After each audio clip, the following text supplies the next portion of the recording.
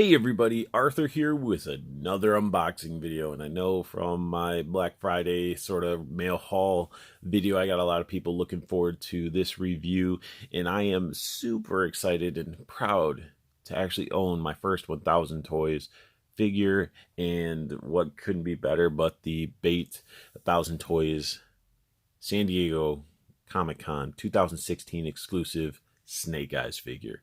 And as you can see, this box is amazing. I love the artwork on there. At the bottom it says Snake Eyes. At the top you got the Arashikage symbol and just the whole capture of that figure on the box. And that's not like artwork, that's actually the real figure that it looks like they took a photo of and then they did the effects with and stuff like that, and it looks so good. It's just like that's Snake Eyes to me. So the box, that's how the front looks. Side looks like that. It says G.I. Joe up here by my thumb. You can't see because it's getting cut off. That's the box. Looks like some greasy fingers right there. Jeez.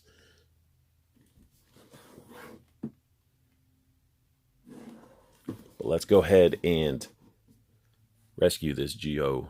from his prison. This Snake Eyes is awesome, and I really like when other artists get the opportunity to make such like iconic characters in their own style, you know, especially 1000 Toys being known for their synthetic humans and things like that. And I just really like this cyber ninja look for Snake Eyes. Now, he does come with a bunch of accessories, and he was the most tedious figure I've ever had getting them out of the package. And they had little individual little plastic wraps around so much stuff, and his belts and like it was just it was some work. But it was well worth it. On top of the figure, when I first opened it, he came with this, and I think actually, yeah, so they actually nice Arashikage symbol, all that good stuff. Looking fantastic. And he came with a bunch of hands. So the hands themselves are not articulated. I thought the hands and fingers and stuff would be articulated, which they aren't, but hey, it's okay. We get these types of hands. They have a nice little gloss to them, and they just look really, really cool. Got a weird symbol on the wrist, but the detail in them, and they're like a hard plastic too. So really cool with those. Those are your open palm or like karate chop hands. Then we got some sword or knife gripping hands, and they all have that logo on the wrist. But I love how the armor parts are glossy, and then like the glove parts are matte. So that attention to detail when you're painting a figure is awesome. And then you can't be Snake Eyes without some trigger fingers on there.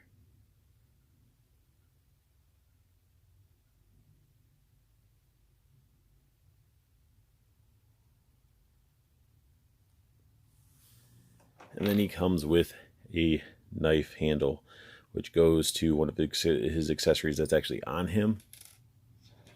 And just look at that beautiful figure.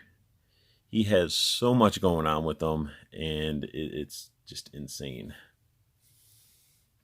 So let's bring, whoa, he just sort of wanted to fall back. So let's sort of bring him in for a nice close-up. Helmet, everything looks cool. They got all these like little designs, subtle paint and stuff. And I really like the mesh that they did on the back of the helmet. And when I'm talking about like subtle little designs, like he is on one of his knee pads, you can see like some Japanese characters right there. But I love his armor is all nicked up. He's not just a perfect, you know, I mean, I'm in perfect armor and stuff. It's actually nicked up. He's seen some battle. Can't be Snake Eyes without a Arashikage symbol. And he comes with a bunch of accessories actually loaded on him. One of them is right here. He gets this little combat knife. It's sculpted very nice. Made out of that hard plastic. Then on his back, he does have a pouch. It came pre-stuffed. I'm just leaving it in there to give it that nice poofiness. He has a ginormously long sword. The sword itself has a gloss handle. You can tell it's full tang because you got the little metal piece here. But this is more of like a wakizashi than a katana, because look how long this blade is. Or it's just an over-exaggerated katana. It's pretty awesome. It's got the Rashikage symbol right there, which is more of an orange.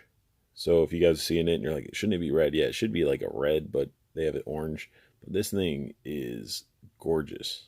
Like, it is a sexy sword. So the sword was looking good. Got the strapping that goes around. He has like a little like strapped box on his arm. And then on this, he has some like little kunai right here, but they don't come out. I thought the kunais might have came out, but they don't.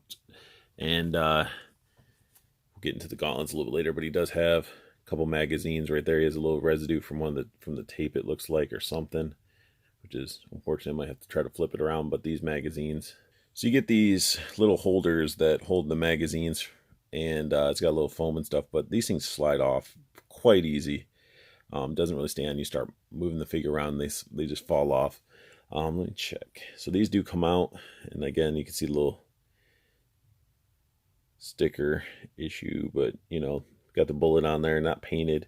But I'm gonna flip this guy around if I can.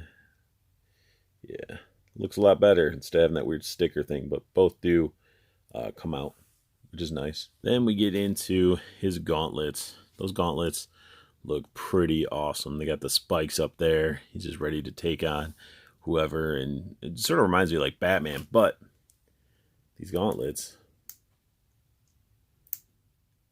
can turn into claws. And I find that to be pretty freaking cool, that he can attack with claws, and they're all individual articulations. You can position them however. And him being cybernetic or whatever, I would assume that he would have control of each individual one of these, almost like fingers themselves. And I think that's really awesome. Now, there is a trick to these. When you put them on, you want to put them on sideways, and then you just sort of rotate them up. Just to give you guys a really close-up look at how these gauntlets look. I mean, they even have the battle damage to them. And the blades are that nice, like, glossy look to them, making it really look metallic. And this thing is just super clean. And what's awesome too is you got a little L in there, so you know that this came off his left arm.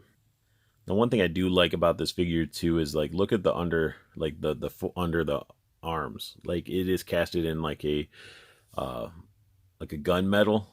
I love the sculpt work to it, and it's a nice breakup of just being a solid black figure. And then on his waist, he does have another clip. And this one, he holds grenades. And they have like they actually can come out. Nice little future grenades. Got that metal pin in there. Goes all the way through. That's quite impressive.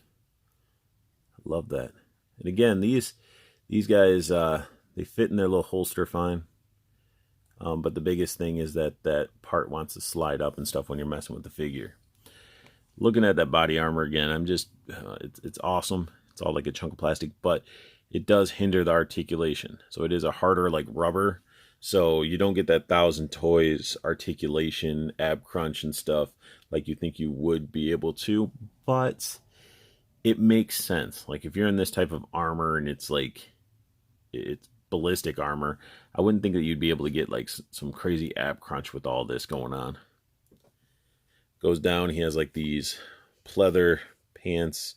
It's a cloth. He's got like a strap here for no reason really. It's just a strap. I guess you can move stuff down there.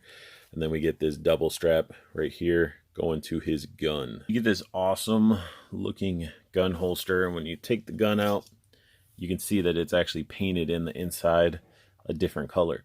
Another nice thing that I like, because they're breaking up the constant black. The gun itself looks amazing, but it has some disappointing factors to it. The magazine does not come out, so giving us those extra magazines doesn't really do much. But I love how the magazine's still glossy, and certain parts of it are matte on this gun. You get the little red dot And you would think that this whole stock would slide out, but it doesn't. So the gun comes pretty much like this. So yeah, you can put him in his hand and, you know, use it. A little fuzz up there. But yeah, so you can, you know, use it however. I mean, it's a nice looking gun. I just wish it had a little bit more details to it, and I wish it would, the magazines could be changed, or, you know, a little bit of customizing going on. Then we get down to his shin guards and knee pads, and those things look fantastic again, all dinged up, showing that battle damage. And his feet are really cool. They got like a, don't know if you can really see that. Focus, come on now. There you go. Like in between the cracks, it's almost like a gray. Looks very cool. Pretty cool articulation there. He has a heel that can be moved around, pivoted around, but it helps him stand. Bottom of his feet even have like the traction and stuff on them. But this figure is definitely not a disappointment. But there is one factor that I want to show you before I get into like showing off some poses and stuff, because his articulation, we'd be here all day if we're talking about articulation. And here's the moment we've all been waiting for. So his head, there's a pin on top that goes in.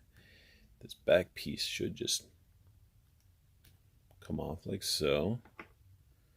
Pin should come up, revealing a very awesome looking head. Look at that. Tell me that does not give you nightmares. Like, that is the craziest, creepiest looking face ever. It's definitely cybernetic and humanoid, and I love this.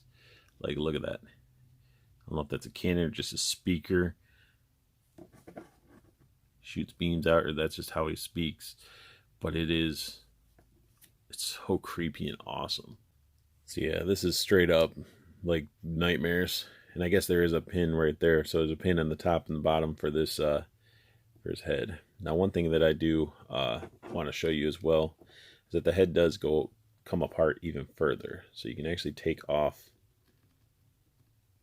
this first part of the head. You can take the back part off too. So you can actually move the eyes instead of looking straight on. And again, they're just little joysticks in there. So you can just pose them however you want. I really like that feature. Very easy to use and adds a lot more to the figure itself. And for you ACBA guys, taking photos with this is just going to be amazing. Like, this guy's articulation is so good. I was messing around with them for so long, I couldn't figure out what pose to really put him in. So I did put him into like just a normal like ninja pose. I mean, he is able to balance up with his legs like so.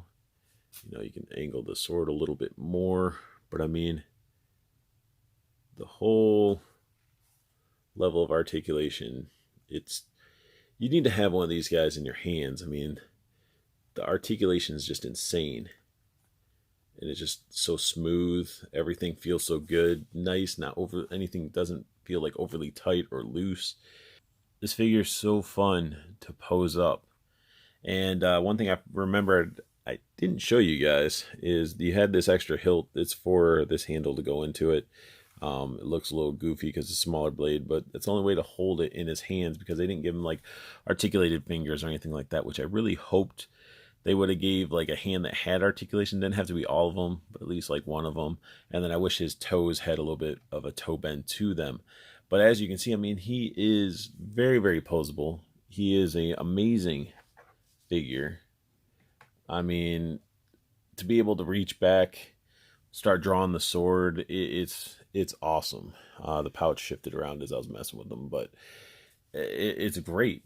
And if you really want to, I mean, you can easily just put these things back on if you want to have his claws up and out, you know, with the pose and all that stuff. I just can't get enough posing this guy. He is so fun. And I mean, the fact that he can actually bring up a gun up to his eyes to actually look down the rails, I mean, that's awesome. And I really like how it looks pulling the sword out of the sheath. how he poses. I mean, we can sit here and pose this figure all day, but you guys are going to get bored. So this sums up my unboxing and review of the Bait 1000 Toys Hasbro Snake Eyes San Diego Comic-Con 2016 exclusive. If you guys like what you saw, please hit that thumbs up. Subscribe if you want to see more, as I'm constantly pumping out content, and it's all over the place with figures and toys. And make sure you check out Toyco, Toys and Collectibles. Link is down below. They're both Facebook groups. You know, make sure you join up with them if you want to talk toys, interact with other collectors, and, you know, get an idea of what's out there for figures and stuff like that.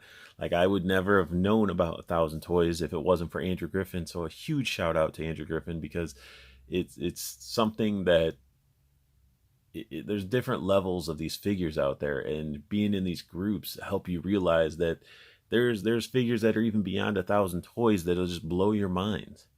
But you don't know until you join up with these groups. And you got the second group, which is a pre-order group, where you can take advantage of getting these types of figures. I know Andrew had a smaller version, not of this, but of 1000 synthetic human figure up for pre-order back during the con. So I mean, you guys need to join up with that group and at least see these pre-orders. And if something grabs you, just jump on it. And I want you guys to have the best luck hunting. Keep on collecting. Have a beautiful day.